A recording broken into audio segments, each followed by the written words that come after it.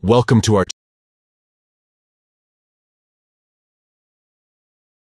to our channel.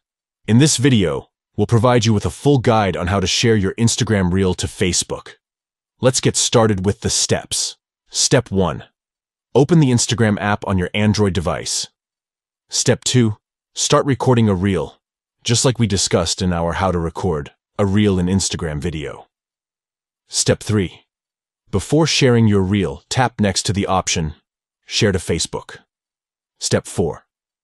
Tap the link icon next to the Facebook account where you want to share your Reel. Step 5. Decide whether you want to share all your future Reels to Facebook or only the current Reel. Step 6. Tap the next icon located in the top left corner. Step 7. Finally, tap Share to share your Instagram Reel directly to Facebook.